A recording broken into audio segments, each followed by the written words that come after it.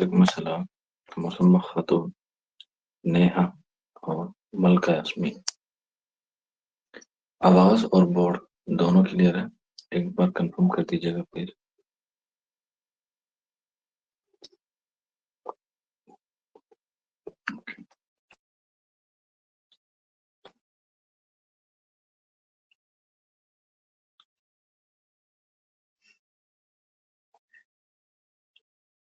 तो आज 27 फरवरी और आप लोगों के लिए बड़ी खुशखबरी भी है कि आपका जो इम्तिहान है उसकी जो डेट है वो अनाउंस हो गई है, यानी कि 29 मार्च। सुबह के 9 बजे से आपका एग्जाम होगा, जो 10:30 तक आपका चलेगा। एडमिट कार्ड अभी तक आए नहीं। एडमिट कार्ड आप एग्जाम से एक हफ्ता पहले जो है वो जारी किए जाते हैं। हल्के ज्यादा चांसेस होते हैं कि आपने जो सेंटर भरा होगा C1 में, यानी कि चॉइस 1 में, वही जो है वो आपको मिलता है। मोस्टली वही होता है, यानी कि आपके लोकल में ही आपको क्या मिलेगा, एडमिशन मिल जाए, वो सेंटर मिल जाए। ठीक है। अब आपके पास जो तकरीबन 1 महीना पड़ा है, क्या है, 1 महीना पड़ा है, तो इसको आप लोग कैसे करें? तो इसको आपको जो है वो दो चीजों में डिवाइड कर देना है बस। ठीक है। पहला है रिवीजन और दूसरा है सिर्फ और सिर्फ प्रैक्टिस। रिवीजन और प्रैक्टिस, प्रैक्टिस भी दो करनी है, एक MCQ और एक PYQ। ठीक। MCQ और PYQ, ये दोनों चीजें आपको करनी है। इसके अलावा तीसरी चीज और कुछ नहीं करनी। कुछ नया पढ़ने की जरूरत नहीं है। जितना आपको पढ़ा दिया गया है उसे ही आप लोग रिवाइज करते रहें डेली। हालांकि बेहतर होता कि ईद के बाद पेपर हो जाता, तो एक सुकून सा हो जाता। ठीक है। लेकिन ये भी अच्छी बात है कि पेपर हो जाएगा, तो हो सकता है 29 तारीख को चांद रात हो जाए और आप जो है वो चांद की तरह जगमगाते हुए निकलो कि पेपर अच्छा हुआ है। जब पेपर अच्छा होगा तो जाहिर सी बात है ईद भी अच्छी बनेगी। हम्म। और मुझे उम्मीद है आप लोगों से कि 75 क्वेश्चन है। क्या है? 75, 75 क्वेश्चन है। कोशिश करना 70 क्वेश्चन हो जाए आराम से। आराम से 70 क्वेश्चन हो जाने चाहिए और मोस्टली हो जाते हैं।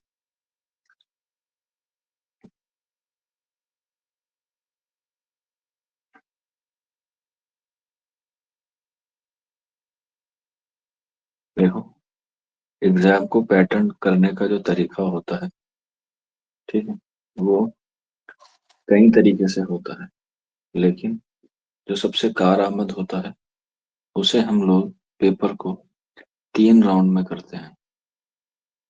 किसमें करते हैं? पेपर को 3 राउंड में करते हैं। कोई से भी पेपर हो, हमेशा पेपर को 3 राउंड में करना चाहिए।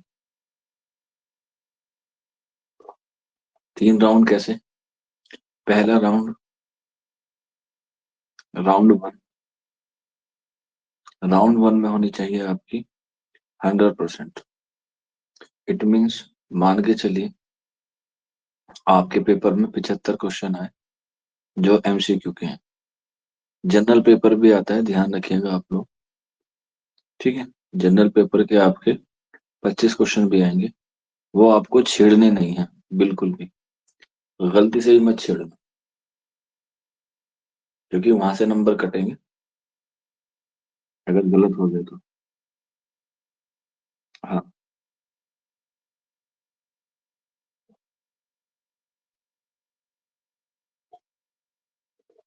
ठीक है ना, अगर आ जाए, इसलिए मैं कह रहा हूँ। हालांकि वो आप देख सकते हैं टाइम ड्यूरेशन, जब 9 से आपके 10:30 है तो मोस्टली उम्मीद है कि 75 क्वेश्चन ही आपके आएंगे मोस्टली। ठीक है। तो ये जो 75 क्वेश्चन है, इसमें से आपको 100% कैसे करना है, आपको जितने भी क्वेश्चन आते हो राउंड वन में, वो आपको पहले वो करने हैं जिन पे आपको 100% यकीन हो कि हाँ इसका आंसर यही होगा। तुक्के नहीं लगाने हैं, कंफ्यूज नहीं होना है। ये जो आपके पास 90 मिनट है ये बहुत सफिशिएंट होती है उर्दू के लिहाज से।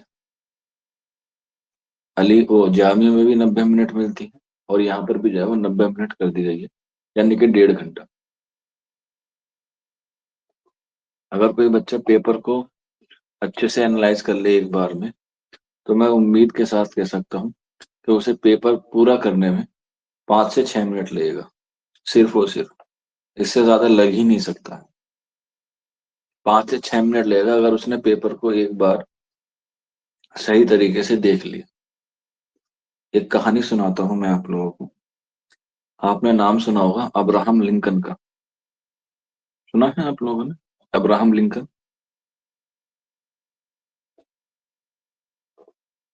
पहले श्वेत राष्ट्रपति हैं अमेरिका के। क्या है? The first president of America who belong to श्वेत। वो सुनाते हैं, कहानी है उनकी, एक वाकया है उनका, कि उनके दोस्त को और उनको एक पेड़ काटने का क्या दिया गया, काम दिया गया। यानी कि दरख्त काटने का एक काम दिया गया। एक उस्ताद ने उन्हें काम दिया कि आप जो है वो इस पेड़ को काटें। दोनों को कुल्हाड़ी दे दी कि आप इस कुल्हाड़ी से इस पेड़ को काटें। अब जब वो कुल्हाड़ी मिली तो वो क्या थी? ठुट थी। ठुट जानते हैं किसे कहते हैं? जिसमें धार ना हो। क्या ना हो? धार ना हो। और उस प्रोफेसर ने कहा कि इस पेड़ को काटने के लिए जो आपको टाइम दिया गया है वो 5 घंटे का है। कितना है? 5 घंटे का। और कुल्हाड़ी जो है वो बिना धार की थी, मतलब उसमें धार थी, इतनी धार नहीं थी कि वो पेड़ काट पाए। तो जाहिर सी बात है, पेड़ जंगल में था, तो जंगल में क्या होते हैं? पत्थर होते हैं। तो इब्राहिम लिंकन ने क्या काम किया?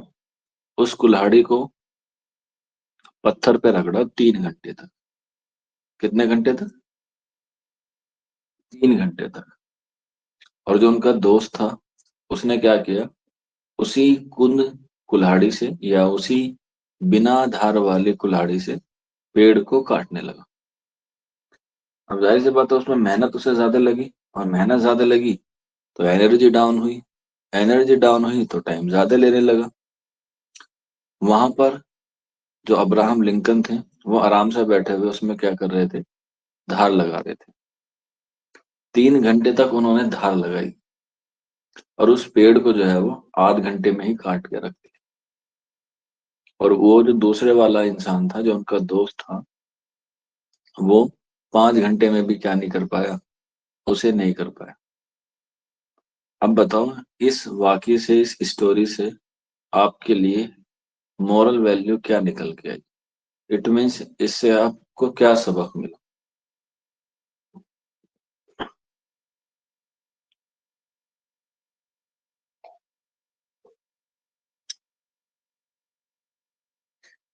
इससे सबक ये मिलता है कि जैसे ही आपके सामने पेपर आता है तो उसे डायरेक्ट सोल्व नहीं करने बैठ जाते। उसे डायरेक्ट सोल्व नहीं करने थे। पहले उसे देखते हैं, उसे पढ़ते हैं, उसे समझते हैं कि भाई हाँ, ये कैसे हो सकता है। क्योंकि पेपर में जब आप लोग बैठते हैं, एक तो आप लोग रमजान से रहेंगे, ठीक है, हालांकि उस दिन आप स्किप भी कर सकते हैं क्योंकि ट्रैवल करेंगे तो ट्रैवल में माफ होता है। लेकिन कुछ बस होते हैं अल्लाह के बंदे बंदे जो उसे बिल्कुल भी दरगुजर नहीं करते। तो हो सकता है कुछ बच्चे छोड़ दे। मेरा पेपर भी रमजान में ही था, 27 मई को था, लेकिन मैंने स्किप कर दिया था क्योंकि मुझे काफी लंबा ट्रैवल करना था। तो उसमें तो माफी भी है, ऐसी तो कोई वो नहीं है कि आपको बिल्कुल ही रखना है। इस्लाम इसीलिए तो सबसे अच्छा माना जाता है कि आपके लिए क्या है, सहूलियत रखता है। तो इससे ये पता चलता है कि आप जो है वो तैयारी करें। तो अब जो तैयारी है वो प्रैक्टिस की है, ताकि आप जब एग्जाम में बैठे तो आपको आदत बन जाए, जब भी आप कोई टेस्ट दें ये सोच के दें कि बस मुझे जो है वो सिर्फ और सिर्फ क्या करना है, सिर्फ और सिर्फ अपनी एक्यूरेसी पे ध्यान देना है। पहली बात, ये जो 75 क्वेश्चन है, अगर मान के चलिए इन 75 क्वेश्चन में से आपके फर्स्ट अटेम्प्ट पे कितने सही हो गए, 40 सही हो गए, तो ये 40 क्वेश्चन तो आपके कहीं नहीं गए। ठीक है भाई, ये तो आपके 40 क्वेश्चन ठीक हो गए, हालांकि मैं थोड़े से कम बता रहा हूँ क्योंकि मुझे लगता है कुछ बच्चे इससे ज्यादा भी ला सकते हैं, लेकिन कुछ बच्चे कम भी है, तो ऑन एवरेज हम लोग मान के चल सकते हैं कि पहले राउंड में आपके कितने क्वेश्चन हुए, 40 क्वेश्चन हुए। अब बचे हैं आपके 35। क्या? 35। 35 में से 20 क्वेश्चन ऐसे हैं जिन पे आपको दो में डाउट था, ए और बी हो सकते हैं, ए और बी हो सकते हैं। ये क्वेश्चन कुछ ज्यादा है, हालांकि इतने में डाउट होता नहीं है। क्या है? इतने में होता नहीं है। तो ये हो गए आपके कितने, ये हो गए आपके 60। अब आपके बचे 15। वो क्वेश्चन है, 15 क्वेश्चन जो आपको आते ही नहीं है। जैसे एक आधा बच्चा बाद में जुड़ा है, शाद मुजफ्फरपुरी है, शाहनवाज है, जमशेद है, ठीक है, ऐसे बच्चों को 15 क्वेश्चन नहीं आते हैं। तो अब इन 15 क्वेश्चन पे आप जो है वो रिस्क ले सकते हैं, यानी कि आप इस पे तुक्का लगा सकते हैं। लेकिन याद रखिएगा, नेगेटिव मार्किंग भी होती है। नेगेटिव मार्किंग का कॉन्सेप्ट जो है वो बहुत गहरा है। अगर मान के चलिए आपने क्वेश्चन को सही किया तो आपको मिलेगा 1 नंबर। अगर आपने क्वेश्चन गलत किया तो आपके कटेंगे 1.25।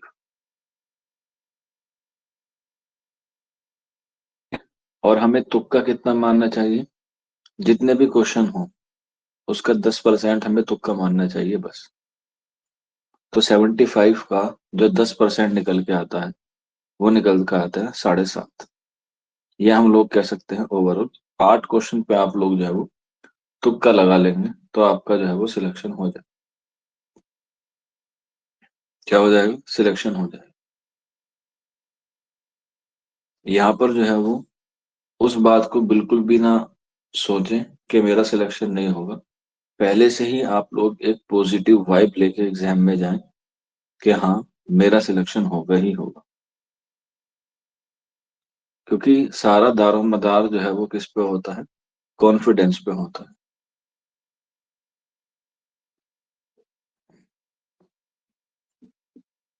और उम्मीद है आप लोगों का कॉन्फिडेंस जो है वो 7वें आसमान पे होना चाहिए।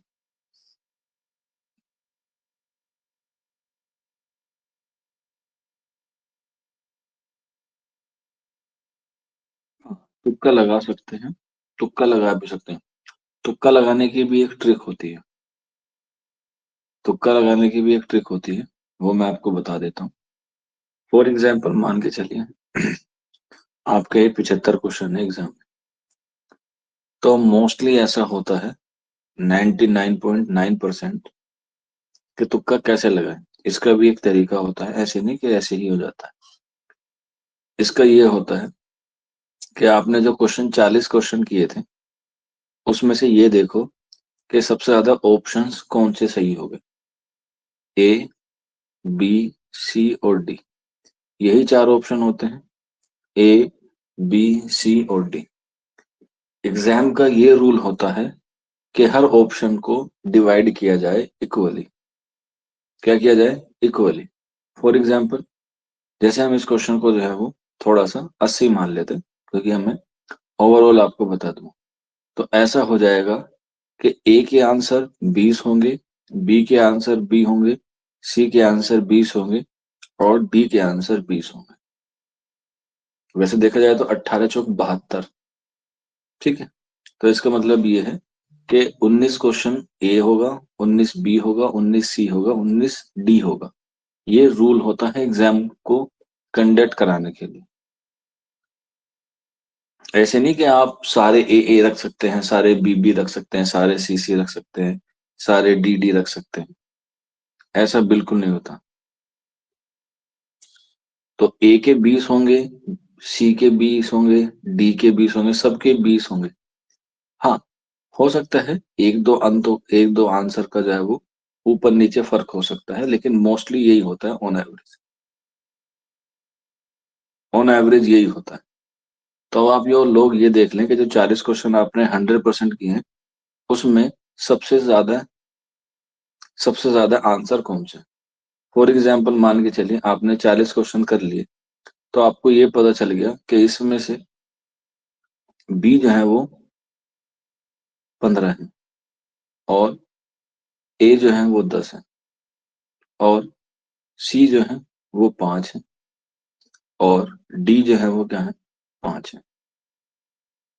हो गए भी 40? नहीं, ज्यादा हो गए, कम हो गए। चलो सी को मान लेते, अब हो जाए। ठीक है। तो अब हमें ये पता चल गया कि आगे जो आंसर आएंगे उसमें बी जो है वो बहुत कम होंगे, क्योंकि बी के जो आंसर हैं वो ऑलरेडी पूरे हो गए। कहाँ 30 तो हो गए ना, 40, 10, 10 और 20, 20 और 20, 40 हो तो गए। हाँ। तो अब ये पता चल गया कि आगे आने वाले आंसर में जो है वो बी कम होंगे। अब जो आपने तुक्के लगाए हैं, या तुक्के कह रहा सॉरी, जो आपको कंफ्यूजन था, जिसमें आप कंफ्यूज थे, दो ऑप्शन में, जो आपके 20 क्वेश्चन थे, उसमें से आपको पता चल गया कि चार जो है वो बी के आंसर में कंफ्यूजन था, तो चार आपने वहां लगा दी। तो अब ये बिल्कुल तय हो गया कि आपको आगे तुक्का जो लगाना है वो बी पे बिल्कुल नहीं लगाना है, क्योंकि बी के आंसर्स पूरे हो गए हैं। क्या हो गए? बी के आंसर पूरे हो गए। तो जो सबसे कम आपने लगाया है उसी पे आप तुक्का लगा लीजिए। और मोस्टली ज्यादातर तुक्का जो है वो सी या डी में ही लगाया जाता है ज्यादातर। ये एग्जाम को पैटर्न होता है एग्जाम कंडक्ट कराने का।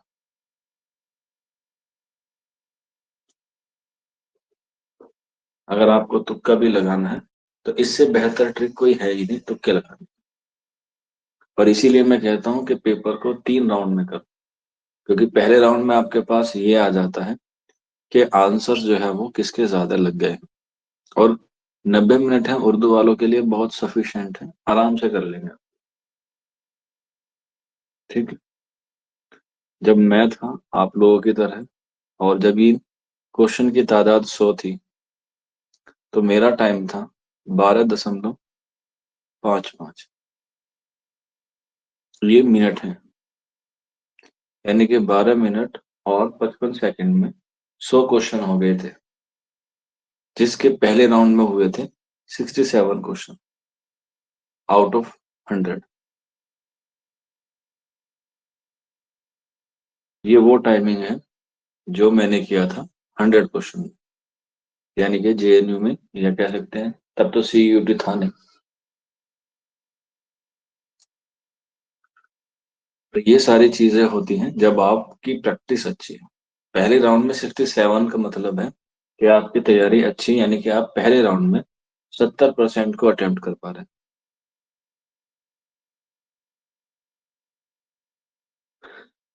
तो इसीलिए कहते हैं कि पहले राउंड में एटलीस्ट आप लोग 60 प्लस क्रॉस हो जाने चाहिए, एटलीस्ट। और 75 का जो 60% है वो 45 के आसपास जाके बनता है। और इतने तो बच्चे हैं कि 60 से तो ऊपर आराम से आ जाएंगे।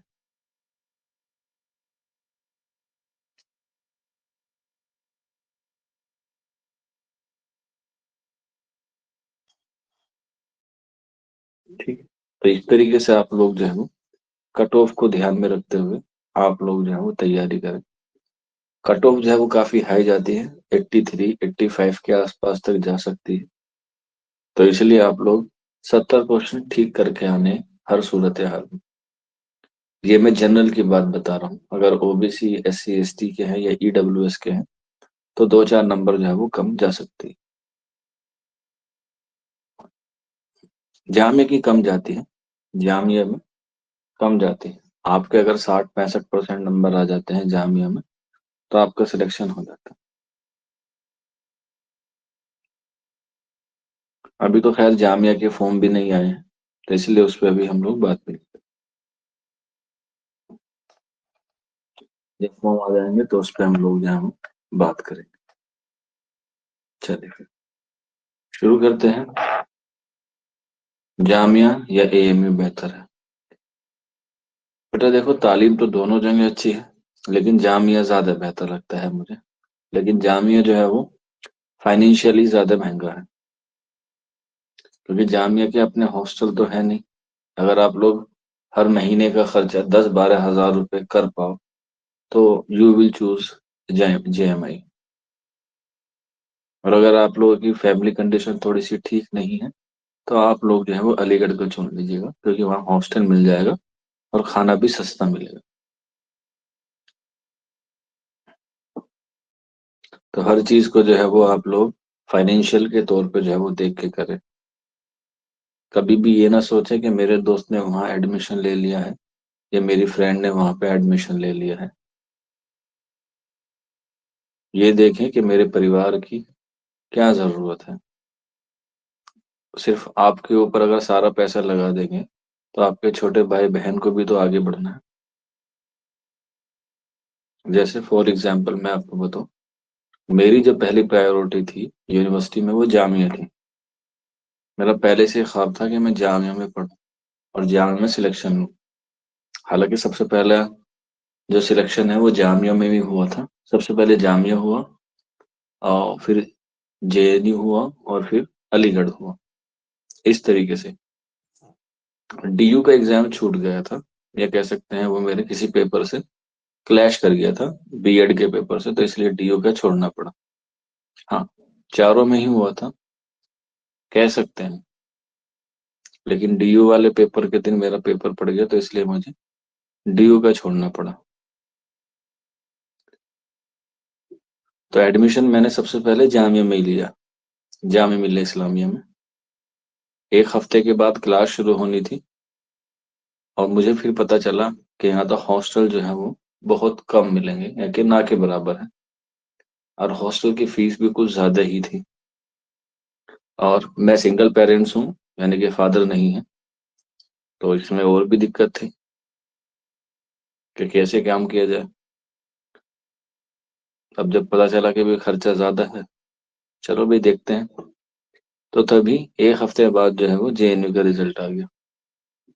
और जब जेएनयू का रिजल्ट आ गया तो मैंने अपना ख्वाब को तोड़ के जेएनयू में एडमिशन ले लिया। क्यों? क्योंकि उसकी फीस बहुत कम थी।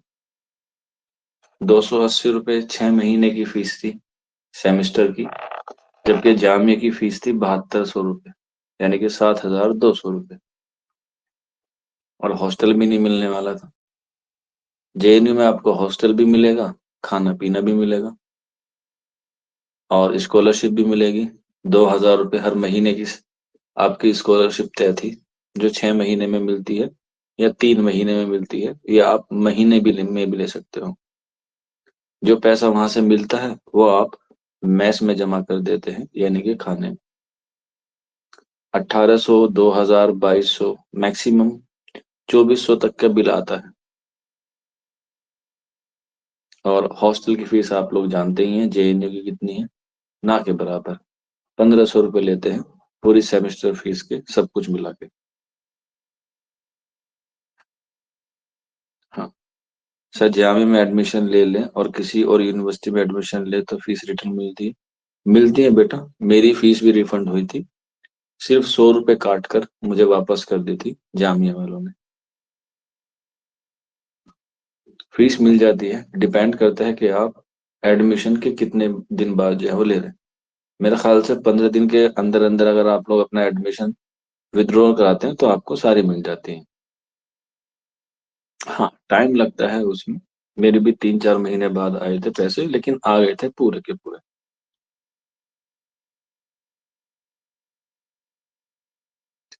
और यही वक्त होता है जब आप लोग अपने परिवार को डिसीजन मेकिंग में देखते हैं और सपोर्ट में देखते हैं। परिवार वाले मना नहीं करेंगे, लेकिन आप भी एक सेंसिबल, एक मेच्योर बच्चे की तरह सोचेंगे कि हाँ भाई, अगर सारा पैसा मेरे ऊपर ही खर्च कर दिया जाएगा तो बाकी बच्चों का या बाकी भाई बहनों का क्या होगा। फिर महंगाई बढ़ रही है, घर का खर्चा भी चलाना है। अगर वो हर महीने आपको 15,000 रुपये भेजेंगे घर से, इतनी आमदनी नहीं है तो वो घर कैसे चलेगा। तो इसीलिए जेएनयू में आप लोगों को बहुत सहूलियत मिल जाती है, आराम से मिल जाती है।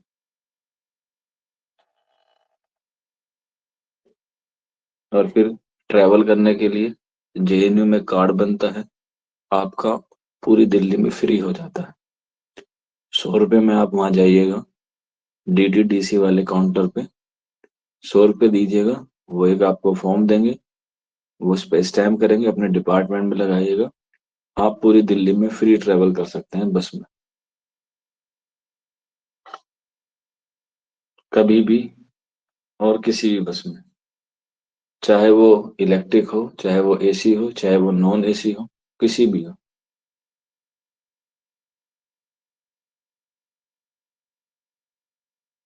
तो इससे भी आप लोग पैसे बचा सकते हैं।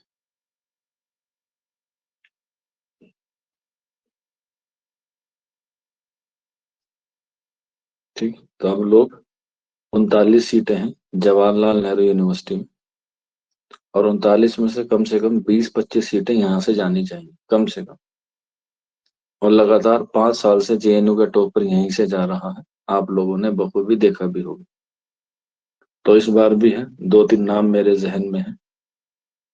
ठीक है, जैसे अंजार है, रुकैया है, राबिया है, सबा शेख है, असलम रहमानी साहब है, इसके अलावा नेहा है, मलका यास्मीन है। ये कुछ बच्चे हैं जो टॉपर की फहरिस्त में आ सकते हैं।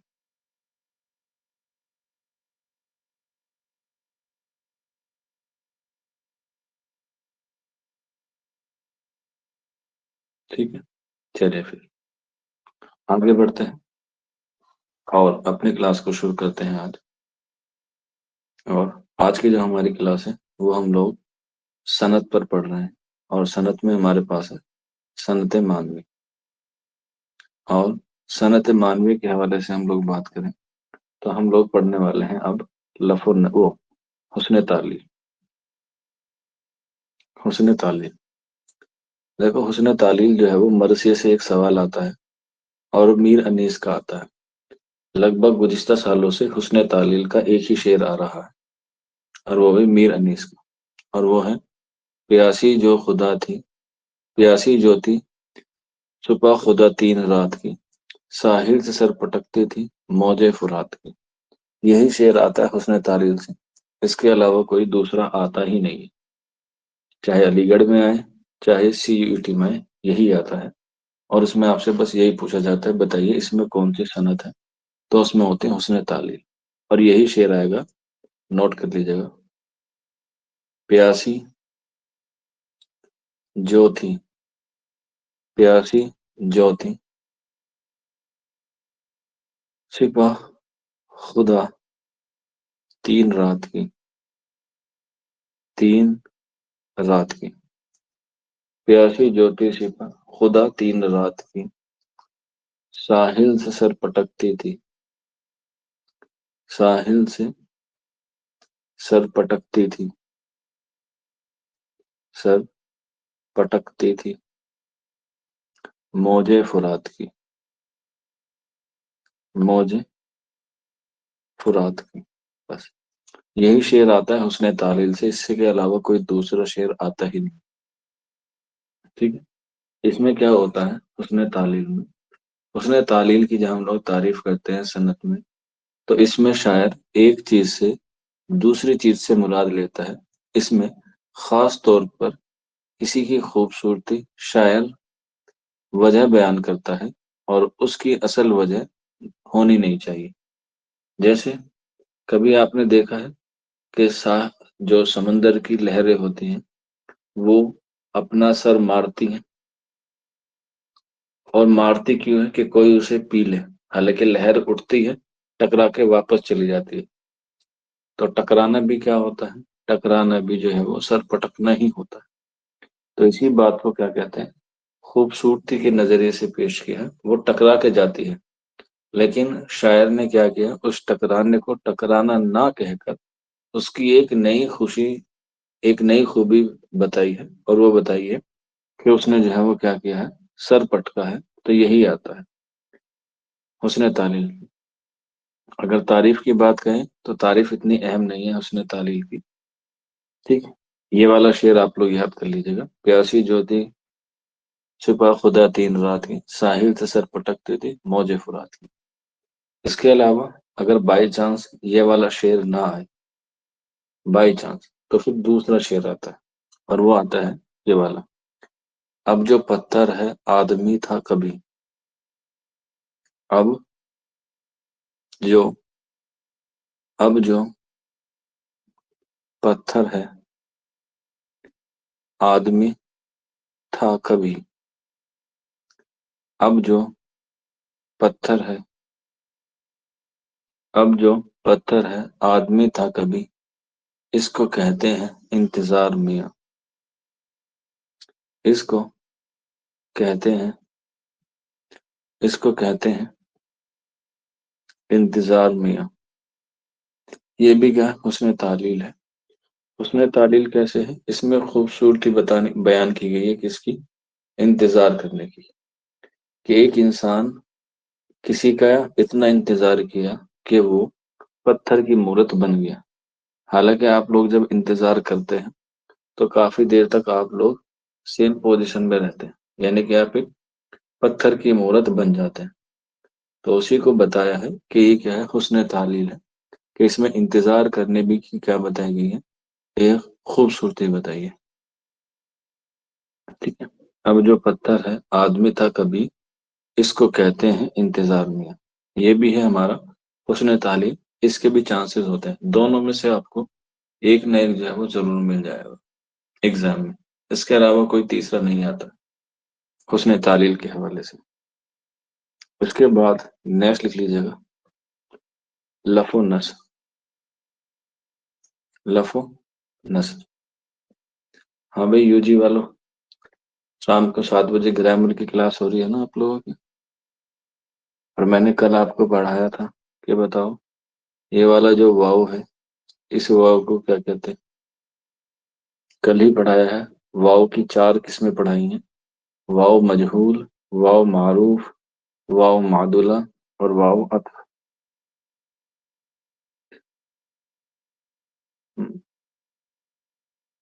बिल्कुल, आंसर हो जाएगा वाव अतफ कहते हैं। तो लफो नस्र, कभी कभी ये भी पूछ लिया जाता है कि लफ का मतलब क्या है, नस्र का मतलब क्या है। तो लफ का मतलब होता है लपेटना। क्या? लपेटना। और नस्र का मतलब होता है फैलाना या फैलाव। लपेटना और फैलाव, ये इसके मतलब है। अलीगढ़ में पूछे गए हैं कई बार कि सनत लफ और नस्र में लफ का मतलब क्या है। तो आंसर हो जाएगा लपेटना। अब इसमें देखते हैं इसकी तारीफ कैसे करते हैं अदब के लिहाज से। शेर में शेर में पहले शेर में पहले चंद चीजों का शेर में पहले चंद चीजों का जिक्र किया जाता है। शेर में पहले चंद चीजों का जिक्र किया जाता है। फिर फिर उनकी मुनासबत फिर उनकी मुनासबत को बयान किया जाता है। मुनासबत को बयान किया जाता है। शेर में पहले चंद चीजों का जिक्र किया जाता है, फिर उनकी मुनासबत को बयान किया जाता है। उसे हम लोग लफ़ो नस्र कहते हैं। अगर सनाए मानवी में जो सबसे आसान है वो लफ़ो नस्र है, सबसे आसान। इसे तो अंधा भी जो है वो सही कर देगा, इतनी आसान सनद है लफ़ो नस्र की। बहुत आसान है। देखने में थोड़ी मुश्किल है लफ़ो नस्र होता क्या है, लेकिन सबसे आसान यही है लफ़ो नस्र। कैसे? चलिए देखते हैं। पहला शेर है, ना हिम्मत ना हिम्मत ना किस्मत। ना हिम्मत ना किस्मत, ना दिल है ना आंखें। न दिल है न आंखें, न हिम्मत न किस्मत, न दिल है न आंखें, न ढूंढा न ढूंढा,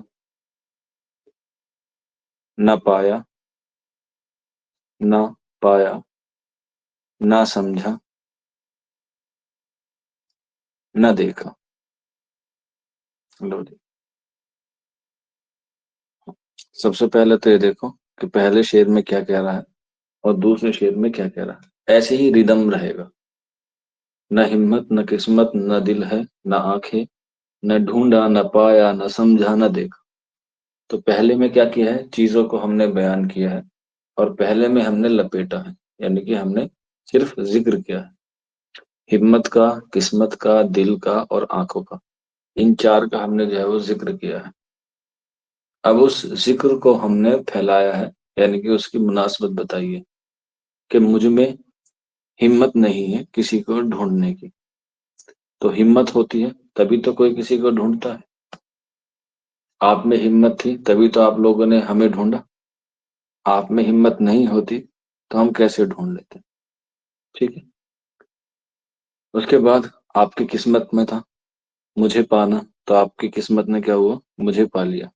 अगर नहीं किस्मत में होता तो नहीं पाते। जैसे बहुत सारे लोग पीजी की तैयारी कर रहे हैं, उनकी किस्मत में नहीं था मुझ जैसा एक छोटा सा अदना सा नन्ना मुन्ना सा टीचर उनके नसीब में होना।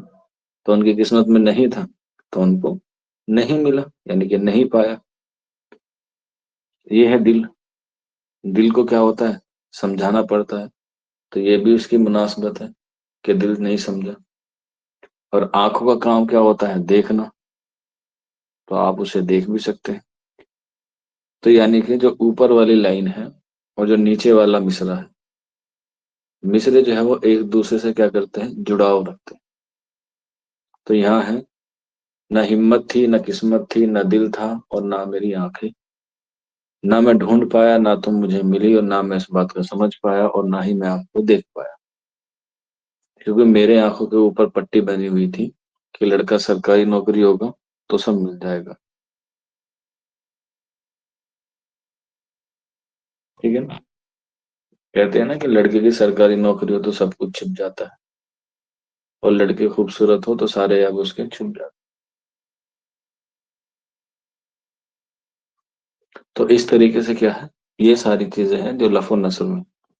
इसी से मिलता जुलता एक और शेर है, वो भी एग्जाम में आता है। हालांकि ये आप लोग जो है उसे आराम से जो है वो कवर कर सकते हैं। जैसे तेरे तेरे रुखसार, तेरे रुखसार कदों चश्म के हैं, तेरे रुखसार कदों चश्म के हैं, चश्म के हैं आशिक जार, आशिक जार। गुलजुदा, गुलजुदा सरजुदा, गुलजुदा सरजुदा नरगिसे बीमार जुदा, बीमार जुदा। हाँ, गुलजुदा सरजुदा नरगिसे बीमार जुदा। तो इसमें आप लोग देख सकते हैं जब भी कोई चीज कही जाएगी वो ऊपर वालों से जो है वो मुमासिल रखते हुए जो है वो कही जाएगी। जैसे इसमें आप लोग देख सकते हैं, चलिए एक तो मैंने आपको बताया था, एक आप लोग बताइए कि आप इसमें मुमासलत कैसे ढूंढेंगे। एक आप ट्राई कीजिए थोड़ी सी।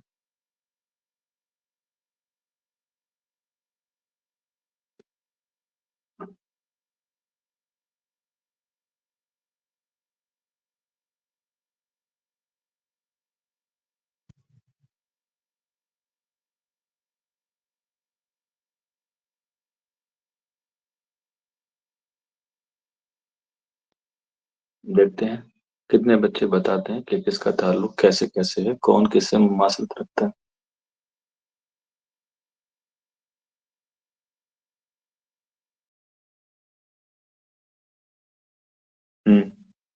बिल्कुल, गुलाम भाई ने सही जवाब दिया पहला।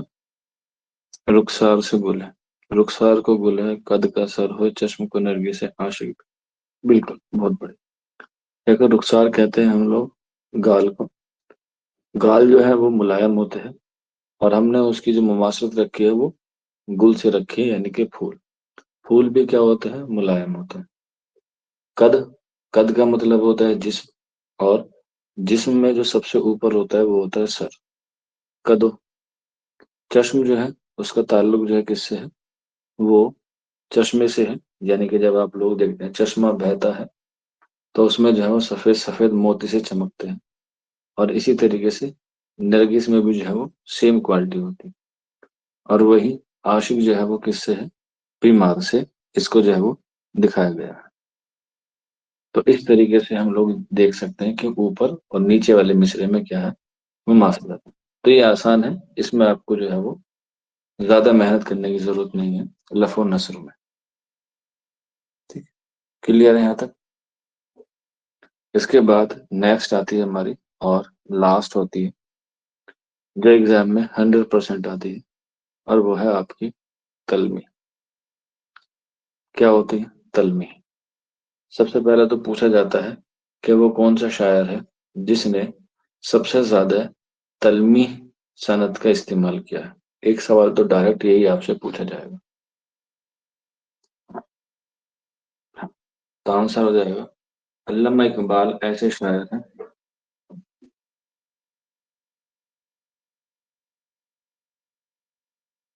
जिनको क्या है, सबसे ज्यादा क्या है, सनद तलमी का इस्तेमाल उन्होंने किया है, अल्लामा इकबाल। अब अल्लामा इकबाल के अलावा इसकी जो तारीफ है वो एग्जाम में पूछी जाती है। ठीक है, चलिए।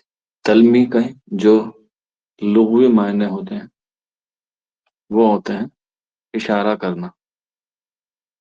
क्या होता है, इशारा करना। तलमी के जो लुग़वी मायने होते हैं वो होते हैं इशारा करना। अब ये इशारा किस तरफ होता है वो देखते हैं। किसी तारीखी, किसी तारीखी वाकया, किसी तारीखी वाकया, या किसी तारीखी वाकया, या नबी का जिक्र, किसी तारीखी वाकया या नबी का जिक्र, या इस्लाम के मुतालिक, इस्लाम के मुतालिक किसी तारीखी वाकया या नबी, किसी तारीखी वाकया या नबी का जिक्र, या इस्लाम के मुतालिक अशआर की तरफ, या अशआर में किसी तारीखी वाकया या नबी का जिक्र या इस्लाम के मुतालिक अशआर में, अशआर होते हैं, में नहीं होगा, अशआर होते हैं, अशआर होते हैं, उसमें, उसमें तलमी होनी चाहिए, तलमी कहते हैं, उसमें तलमी होती, या उसमें सनत तलमी होती। किसी तारीखी वाकया या नबी का जिक्र, नबी कोई सा भी हो सकता है, इस्लाम के मुतालिक अशआर होते हैं, उसमें तलमी होते हैं। ठीक है, अब इसको हम लोग देखते हैं। जैसे फॉर एग्जाम्पल, एक शेर है जो आपको पता भी होगा, अगर आप लोग कभी जामिया मिल्लिया इस्लामिया के उर्दू डिपार्टमेंट में गए होंगे, तो उनके पत्थरों पर जो है वो लिखे हुआ है एक शेर। उसमें क्या है, एक सनत है। जैसे कौन सा शेर है, शेर है ये वाला, क्या फर्ज है,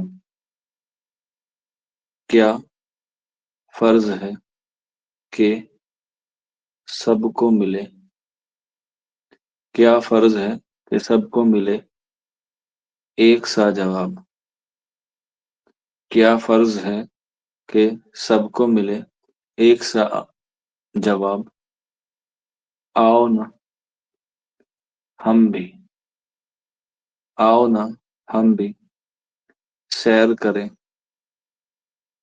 सैर करें कोहे तूर की, कोहे तूर की। ये क्या है? एक शेर है। फर्ज है कि सबको मिले एक सा जवाब, आओ ना हम भी सैर करें कोहे तूर की। तो अगर आप लोगों ने कभी कोई तारीख पढ़ी होगी या आपने कभी किसी नबी का जिक्र पढ़ा होगा, तो आपको पता चल जाएगा कि इसमें किस नबी की बात हो रही है। सबसे पहले तो यही देख लिया जाए कि इसमें किस नबी का जिक्र किया गया है। तो इसमें आपको पता है एक पहाड़ का जिक्र किया गया है, जो किससे ताल्लुक है? वो ताल्लुक है आपका मूसा अलैहिस्सलाम से, और वो है कोहे तूर। क्या है? कोहे तूर। कि जहाँ पर मूसा अलैहिस्सलाम ने अल्लाह की क्या की थी? मुलाकात की थी, या अल्लाह से मुलाकात की थी। और जब वो मुलाकात करने गए थे, तो जैसे ही पर्दा हटा, तो वो कोहे तूर जो है वो जलकर क्या हो गया था? खाक हो गया। तो ये क्या है? एक तारीखी वाक़या है, और ये जो है वो एक नबी करीम से क्या है? ताल्लुक। ठीक है। हाँ, वो बेहोश हो गए। तो इसमें क्या है? हमारी सनत तलमी। इसके अलावा ईसा के वो मूसा के बाद ईसा का नंबर आता है, आपने पढ़ा भी होगा।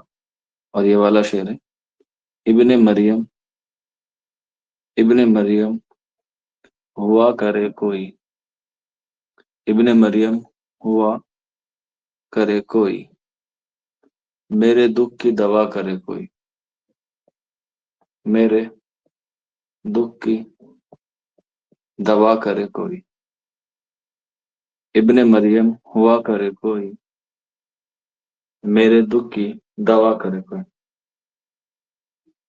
अब यहाँ पर देख सकते हैं, यहाँ पर जो है वो इब्ने मरियम का जो है वो नाम आया। तो जैसे आपको पता है इब्ने मरियम कौन है? इब्ने मरियम जो है वो ईसा अलैहि सलाम की माँ का नाम है। तो बस इसमें क्या हो जाएगा? आंसर हो जाएगा कि इसमें क्या है? सनत तलमी। क्या है? सनत तलमी।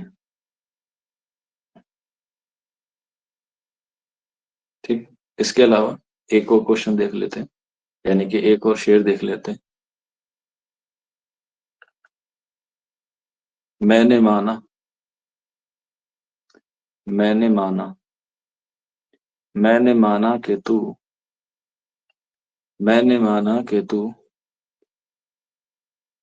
यूसुफ सा हसीन है लेकिन, मैंने माना कि तू यूसुफ सा हसीन है लेकिन, मैंने माना कि तू यूसुफ सा हसीन है लेकिन, ये मेरा दिल है, ये मेरा दिल है, कोई मिस्र का बाजार नहीं, मिस्र का बाजार नहीं। ठीक है।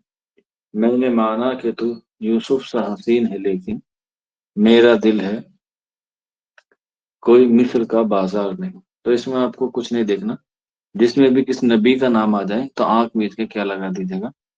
तलमी लगा दीजिएगा। तो इसमें आ गया है यूसुफ अलैहि सलाम का जो है वो इसमें जिक्र है। तो ये क्या हो जाएगा? हमारा सनत तलमी हो जाएगा। और उसमें खूबसूरती के लिए क्या पैदा किया गया है? उनके हुस्न को जो है वो इसमें बताया गया है। और इसमें आपको पता है यूसुफ और जुलेखा की क्या है? पूरी दास्तान को बयान किया जाता है। इसके अलावा एक और शेर है, आप लोग लिख लीजिएगा। निकलना, निकलना खुल्द से, निकलना खुल्द से आदम का सुनते, आदम का सुनते आए हैं लेकिन, निकलना खुल्द से आदम का सुनते आए हैं लेकिन, आए हैं लेकिन बहुत बेआबरू होकर, बहुत बेआबरू होकर, बहुत बेआबरू होकर तेरे कूचे से हम निकले, तेरे कूचे से हम निकले, तेरे कूचे से हम निकले। तो इसमें आपको पता है, इसमें जो वाकया बयान किया गया है वो आदम अलैहिस्सलाम का जो है वो क्या है, बताया गया है। क्लियर है? तो इसमें भी आप लोग क्या कर सकते हैं, समझ सकते हैं और इसे जो है वो लिख सकते हैं।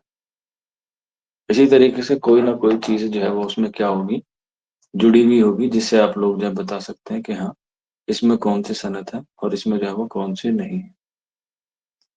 मुझे लगता है कि इतने ठीक है सनत तलमी के हवाले से। बस याद रख लीजिएगा, किसी तारीखी वाक़े की तरफ कोई इशारा होगा या किसी नबी या कोई इस्लाम के मुतालिक बात जरूर कही होगी। और सनत की जो है सबसे ज्यादा पूछी जाती है एग्जाम में, वो सनत तलमी होती है। और इस तरीके से जो आपकी सनत है एग्जाम के हवाले से, वो क्या होगी, वो कंप्लीट होगी। अब आपकी जो है वो तहरीकें बाकी हैं सिर्फ और सिर्फ, जिसमें अलीगढ़ तहरीक है, तरक्की पसंद तहरीक है और हल्काए अरबाब ज़ौक़ है।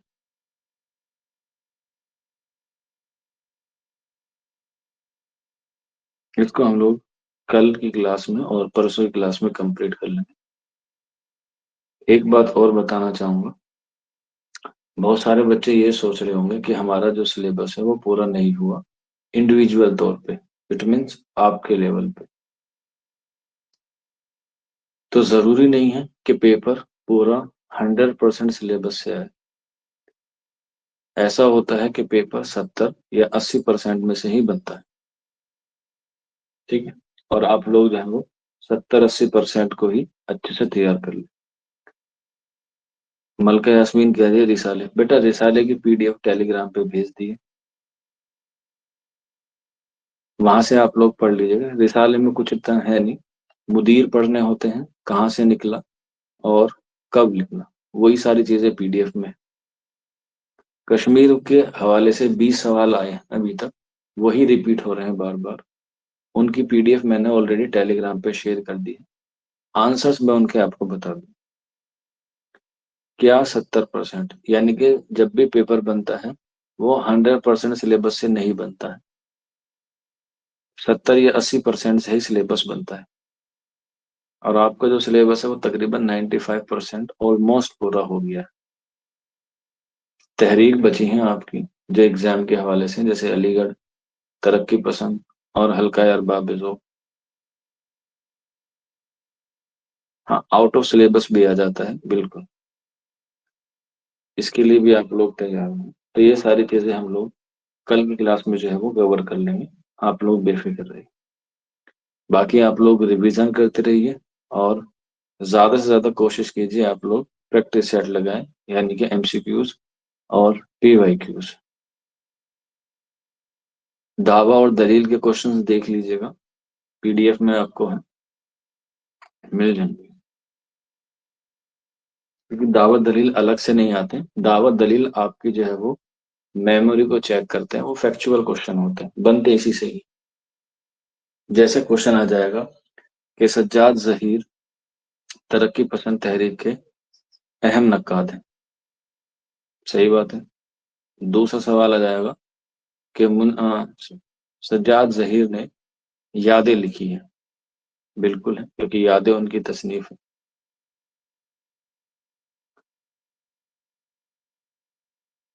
सर एमसीक्यू कहाँ से लगाए, बेटा ये जो टेस्ट हो रहे हैं यही तो एमसीक्यूज हैं आपके, वरना टेलीग्राम पे तो पड़े हुए हैं काफी सारे।